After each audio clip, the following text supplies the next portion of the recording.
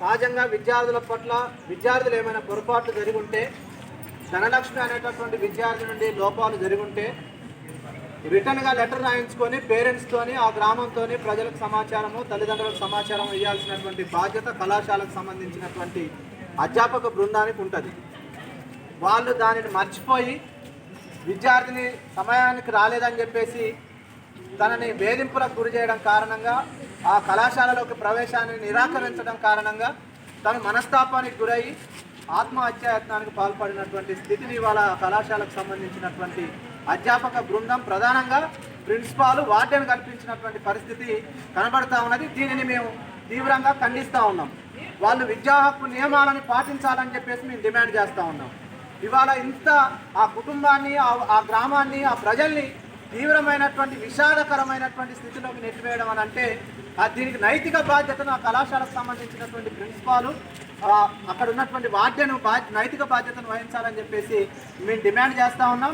నిన్నటి నుండి ఇక్కడ పీడిఎస్యు కానీ ఇతర విద్యార్థి సంఘాలు ఆ విద్యార్థినికి వైద్యం అందించాలని చెప్పేసి తీవ్రమైనటువంటి ప్రయత్నం కొనసాగించి భద్రాచలంలో ఉన్నటువంటి ప్రభుత్వ హాస్పిటల్లో వైద్యం సహకారం అందించాలని చెప్పేసి దగ్గరుండి ఆ వైద్యం అందించే విధంగా ప్రయత్నాలు కొనసాగించారు.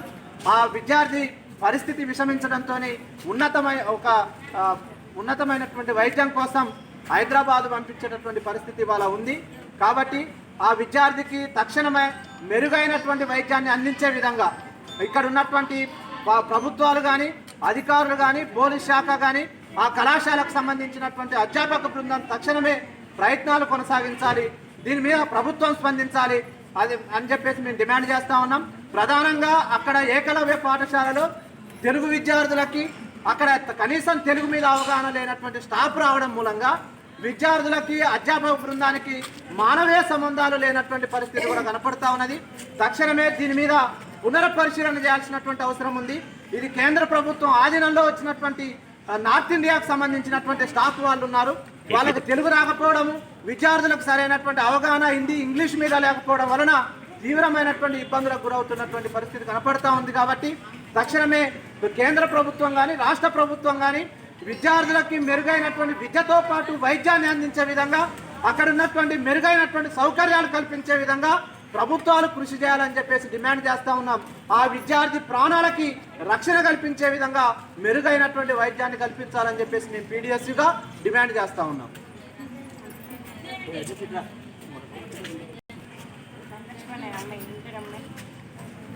ఆ అమ్మాయి వేదికలు ఈరోజు ఈరోజు పీఓడబ్ల్యూ తరఫున దీన్ని మేము ఖండిస్తున్నాం. అలాగే ఈరోజు ఆమె ఒక గిరిజన మహిళ, ఈరోజు గిరిజన స్టూడెంట్స్కి ఈరోజు ఇలా జరిగింది. అదే వేరే వాళ్ళకి అలా జరిగితే ఎంత బాధ ఉంటుంది. ఇక్కడ అంటే ఒక ఆదివాసికి ఇక్కడ ఒక న్యాయం అనేది జరగటం లేదు. ప్లస్ ఆర్సీ సిబ్బంది అంటే వాళ్ళని పట్టించుకోవటం లేదు. అక్కడ మెయిన్ టీచర్స్ కానీ అక్కడ ఒక సెక్యూరిటీ అనేది లేకపోవటం వల్ల ఇది ఇలా జరగటం జరిగింది. అక్కడ టీచర్స్ కూడా సిబ్బంది హిందీ టీచర్స్ ఉండటం వల్ల వాళ్ళకి తెలుగు తెలియక, వీళ్ళకి హిందీ రాక ఇక్కడ టీచర్స్కి, స్టూడెంట్స్కి చాలా ఇబ్బందిగా ఉంది. వెంటనే అక్కడ ఏకలవ్య స్కూల్లో టీచర్స్ని తీసేయాలని మా పీఓడబ్ల్యూ తరఫున కోరుతున్నాం. అలాగే ఈరోజు ఆ పాప హైదరాబాద్ నుంచి తరలించడం జరుగుతుంది. ఆ పాప మంచి సురక్షితంగా తిరిగి రావాలని మేము పీఓడబ్ల్యూ తరఫున కోరుకుంటున్నాం.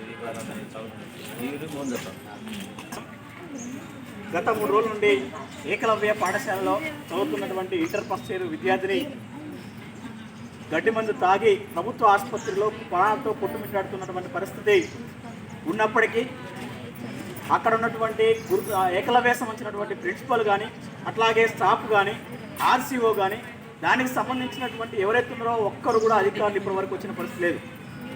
రెండవది, నేను పీడిఎస్కు సంబంధించిన దాంట్లో ప్రెస్ నోట్కు సంబంధించిన రిలీజ్ చేసిన దాంట్లో, అట్లాగే కొంతమంది ఈ ఫోన్ ద్వారా సంబంధించిన సమాచారం ఇచ్చిన తర్వాత ఐటీడీఏ పిఓ గారు స్పందించారు.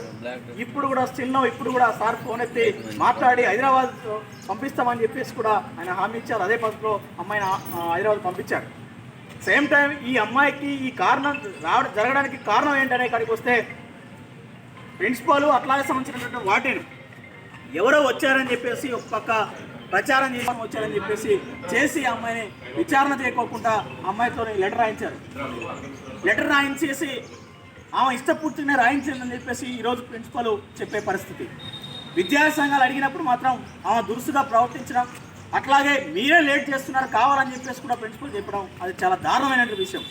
గత 3 రోజుల నుంచి అమ్మాయి ఐసీయూలో కొట్టుమిట్టాడుతూ ఉంటే ఇక్కడ ఉన్నటువంటి సంబంధించినటువంటి విద్యార్థి సంఘాలు కానీ మీడియా కానీ అట్లాగే లోకల్ సంబంధించినటువంటి సర్పంచ్ గారు ఇక్కడే ఉండి వైద్యం ఒక పక్క నడిపిస్తూ ఉంటే అవి మాత్రం ఇప్పుడు వచ్చి మొత్తం ఏదో వన్ సైడ్గా మాట్లాడే పరిస్థితి కనబడతా ఉంది. కాబట్టి తక్షణమే జిల్లా కలెక్టర్ గారు స్పందించాలి, ఐటీడీఓ గారు వివో గారు స్పందించిన ధన్యవాదాలు. దాంతోపాటు అక్కడ ఉన్నటువంటి నార్త్ ఇండియా సంబంధించినటువంటి స్టాఫ్ని తక్షణమే ఇక్కడ నుంచి పంపించాలని చెప్పేసి, అట్లాగే ఈ సంబంధించినటువంటి ఘటనకి కారకమైనటువంటి వాటిని మీద ప్రిన్సిపల్ మీద తక్షణమే చర్యలు తీసుకోవాలని చెప్పేసి, సస్పెండ్ చేయాలని చెప్పేసి, అట్లాగే ధనలక్ష్మి సంబంధించినటువంటి ఆ విద్యార్థులకి మెరుగైన వైద్యం కోసం పంపించినటువంటి నిమ్స్ హాస్పిటల్లో కూడా సురక్షితంగా బయటికి రావాలని చెప్పేసి కూడా వీడియోస్ కోరుకుంటా ఉంది. లేని పక్షంలో విద్యార్థికి జరిగితే మాత్రం ఖచ్చితంగా నైతిక విలువ బాధ్యత ప్రిన్సిపలే వహించాలని చెప్పేసి కూడా వీడియోస్ డిమాండ్ చేస్తూ ఉంది. లేని పక్షంలో ఇదే పద్ధతిలో కొనసాగితే మాత్రం జిల్లాకు సంబంధించినటువంటి ఆర్సీఓ గారు ఇప్పటి వరకు కూడా ఎత్తే పరిస్థితి లేదు. ఇప్పటికి గతంలో జరిగినటువంటి ఘటన జరిగిన తర్వాత కూడా 2 రోజులు లీవ్ అని చెప్పేసి బయటికి వెళ్ళిపోయే పరిస్థితి.